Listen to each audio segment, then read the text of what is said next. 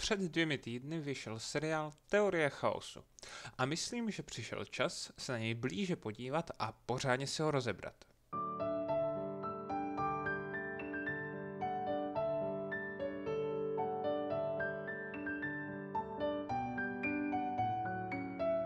Zdravím všechny a vítám vás u nového videa.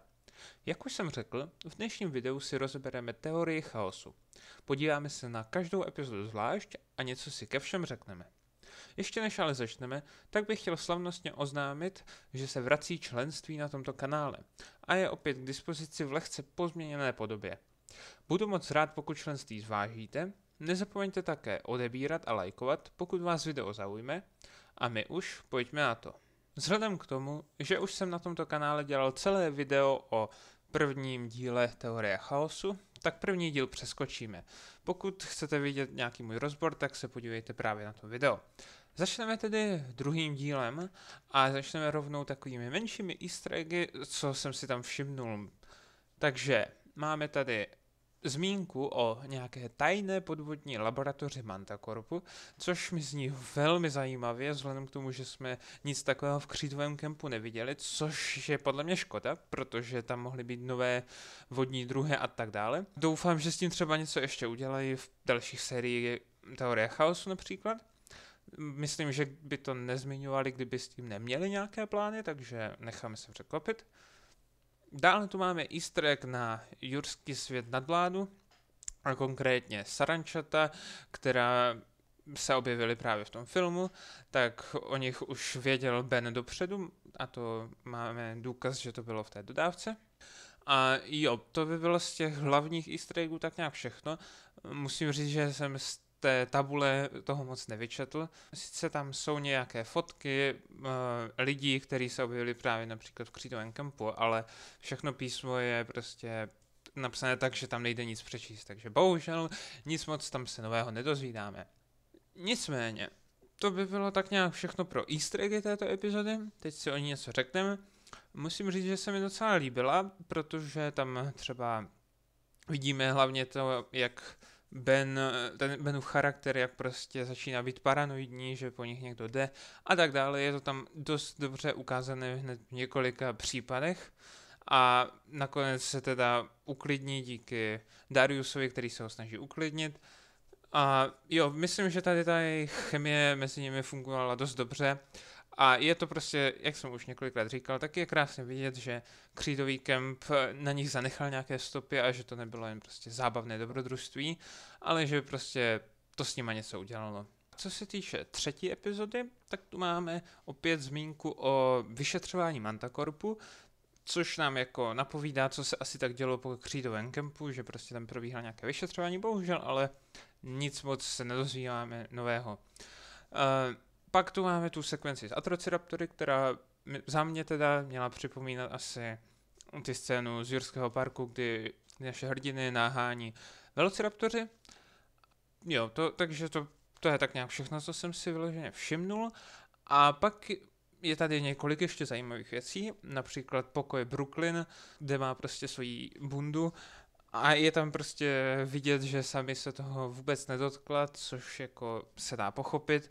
Snaží se prostě na to nemyslet a furt se něčím snaží zaměstnávat, aby něco dělala a nemusela na to myslet, takže tady jde krásně vidět prostě ten její charakter. A pak tam máme i flashback na Brooklyn a to už jsem říkal několikrát také, že flashbacky na Brooklyn byly opravdu skvělé. A na konci máme ještě takové poodhalení toho, jak se Atrociraptory převáží. A máme tam 3 Atrociraptory, ale máme tam 4 dveře. Takže to vyvolá otázku, co je v těch 4. dveří. Jestli tam je další Atrociraptor nebo něco zajímavějšího. To sice nevím, ale doufám, že se k tomu vrátíme v nějaké další sérii třeba. Co se týče 4. epizody, tak tam máme ukázané to, jak odváží dinosaury ta společnost DPW, která má právě tohle na starosti a odváží je někam do nějakých rezervací a tak, nebo jak se později dozvídáme na přeprodej. Bylo zajímavé vidět, že opravdu někdo odchytává dinosaury a že prostě jak to tak nějak funguje, takže To si myslím, že přesně měl za práci tenhle seriál. Pak se dozvídáme, že Kenjiho táta byl ve vězení, což je docela zajímavá zpráva. Krásně se mi líbí, jak se to právě prolíná a dozvídáme se takhle po kouskách informace z křídového kempu. A pak vidíme taky Kenjiho, který prostě má taky nějaký traumata, nechce se vidět s Dariusem ani se svým otcem a vlastně chce zůstat sám, takže se chová vlastně ironicky podobně jak Darius, který se taky přede všemi uzavřel. No a na konci dílu vidíme ještě odchyt Bumpy, které myslím, že byl v pohodě udělaný a vidíme, že prostě jak se odchytávají dinosauři. A v 5. epizodě vidíme krále dinosaurů, což, jak už jsem říkal, myslím v minulém videu, tak se mi líbí, jak je vidět, že jak ty lidi vlastně vydělávají na dinosaurech a jako vidíme i, že je zapletený nějak do přeprodeje těch dinosaurů. Myslím, že tady takovýhle jako postavy a tak prohlubují právě jurský svět prostě jakožto celek. No a pak v 5. epizodě máme jedny z nejzajímavějších scén s Danielem Konem neboli Kenjiho tátou. To myslím, že celá ta sekvence byla úžasná prostě a i s tím, jak skončila. To bude tak všechno, protože o tomhle jsem se bavil už i v minulém videu v reakci na teorii chaosu. A v 6. díle vidíme, jak se Jas léčí z traumatu a z PTSD z dinosaurů, že má z toho úzkosti a tak. A vidíme, jak ji otravuje pořád sami a tak dále.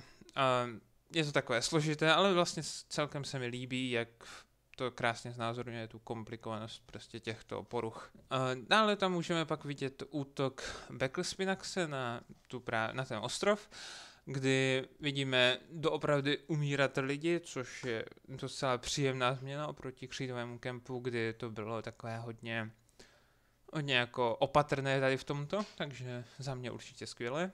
V 7. díle pak mě hodně zaujalo jako ten náhled do Kenjiho osobnosti, prostě do toho traumatu, co má a bylo to podle mě krásně naanimované a opravdu jsem to cítil. Pak tu máme takovou menší aféru z Brooklyn, kde se dozvídáme, že pravděpodobně mohla být nějak zapletena do obchodu s dinosaury a že se i dohodla s Kenjiho tátou. Tady tohle si myslím, že je takový jako pokus o to nás jako donutit, abychom si mysleli, že Brooklyn je záporák. Podle mě to bude spíš o tom, že se snažila dostat do toho obchodu, aby mohla něco natočit zevnitř a usvědčit je, že přesně naopak, že to je prostě skrytý agent v podstatě, že se tam prostě chtěla dostat na vlastní pěst, tak potřebovala peníze, aby mohla si dovolit nějakého dinosaura nebo tak. A že reálně jako není záporák, který by prostě chtěl přeprodávat dinosaury. To mi naprosto nesedí k jejímu charakteru a ani to nedává vůbec smysl. Pak tu máme 8. díl a tam se dostáváme do právě jedné takového výběhu nebo rezervace DPW, kde mi přišlo opravdu zvláštní, jak všichni ty dinosauři, co tam byli takový moc klidní, byli až prostě nějak ovládání nebo tak, možná právě tím čipem, nebo byli nějak nadrogovaní, aby prostě je otupili. Myslím, že to mělo symbolizovat spíš právě použití těch čipů a propojení s nadvládou, ale obojí je možné. Každopádně je to docela zvláštní a doufám, že se o tom dozvíme víc. Pak tu máme skvělou scénu mezi Kenjim a Dariusem, kdy prostě se jejich charaktery hrozně rozvinou a jo, prostě to byla skvělá scéna tam v té malé chatrči.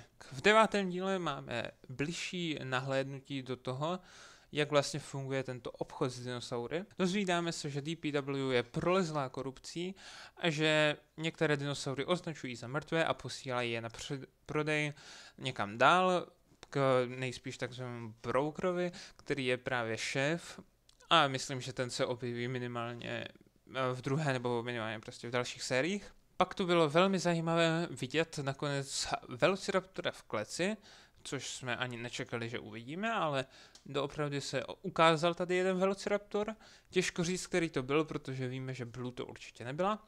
Jestli to byl nějaký třeba z Jurského parku 3, možná. To se asi jen tak nedozvíme. No a pak v 10. díle se dozvídáme jméno šéfa této celé organizace, tím je tedy broker, alespoň v angličtině teda, a také, že k němu míří loď naložená dinosaury. Máme tu pak několik takových easter eggů, jako hlavně útok Allosaura na T-Rexe, kdy to má zcela evidentně připomínat útok T-Rexe, nebo tedy Rexy na Indominus Rexe v jurském světě. Pak ještě s tou lodí a celkově s tím, že se naše banda vypravila někam dál, tak bych chtěl ještě zmínit tu Benovu přítelkyni, která žije někde v Evropě prý. Jestli pak to nebyl třeba teasing na to, že se v příští sérii podíváme do Evropy a že tam se hraje nějakou roli, že právě ta loď pluje do Evropy. Myslím, že je na to docela slušná šance a já si myslím, že se to opravdu může stát, je to taková, ale moje teorie, takže to berte s rezervou. No a poslední záběr je samozřejmě na Brooklyn, která se ukázalo, že není mrtvá.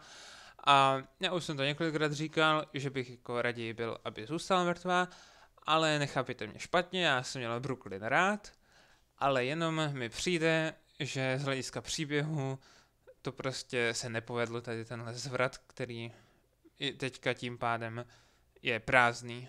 Nicméně vy na to můžete mít jakýkoliv názor chcete, já vám ho neberu a vím, že hodně lidí je rádo, že se nakonec ukázalo, že Brooklyn je živá a jsem rád, že vás to teda uklidnilo alespoň.